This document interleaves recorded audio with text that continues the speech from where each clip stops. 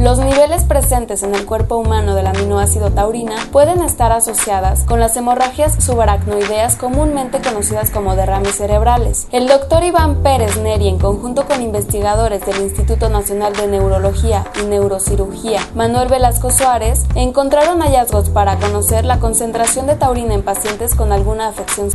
Taurina es un aminoácido. Se sintetiza dentro del mismo organismo, puede ingerirse por la dieta también.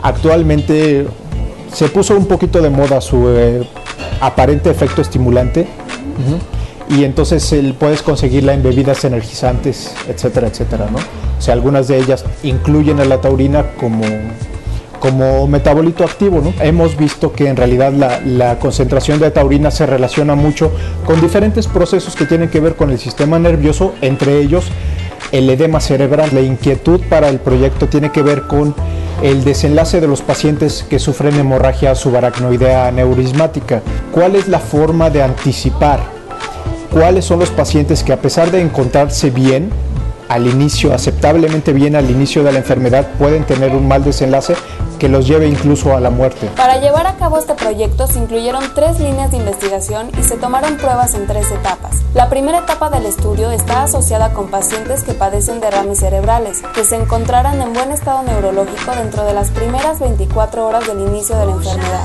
Al inicio de la enfermedad, es decir, dentro de las primeras 24 horas de su ingreso al hospital, se les tomó una muestra de sangre periférica, de sangre venosa, y al final, cuando los pacientes egresaron del instituto, registramos el estado neurológico de los pacientes a ese momento, al egreso de los mismos, y lo clasificamos como bueno o malo, como favorable o desfavorable.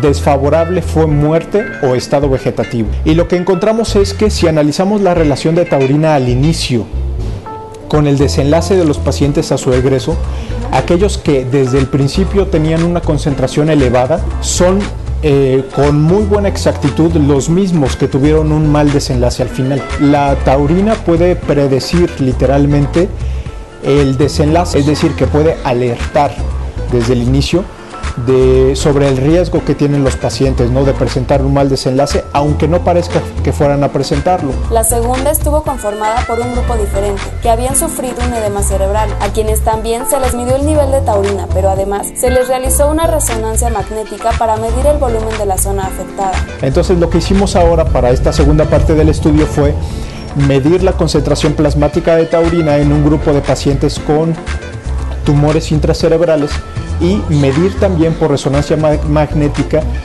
el volumen de la zona que forma edema dentro del cerebro, alrededor del tumor.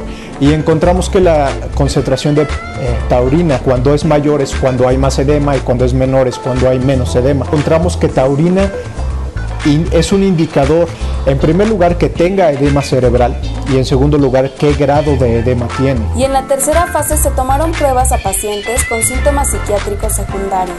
En otra población, en este caso en pacientes neurológicos que desarrollan síntomas psiquiátricos, se obtiene líquido cefalorraquídeo. Lo que encontramos es que la concentración de taurina correlaciona directamente con el tiempo que los pacientes sobreviven. Es decir, que las concentraciones altas de taurina, para este caso en líquido cefalorraquídeo, predicen que los pacientes vivirán menos, ¿sí? Y de ese modo también es en buena medida un indicador que permite alertar a los especialistas, a los médicos, sobre el riesgo que tienen los pacientes de presentar estas complicaciones que comprometan mucho su evolución y su desenlace, que puedan llevarlos a la muerte, de modo que pueda tenerse un cuidado especial sobre ellos para tratar de mejorar su evolución y su desenlace. Esta investigación se ha mantenido en colaboración con el Departamento de Neuroquímica y tiene alrededor de 10 años siguiendo a más de 250 pacientes.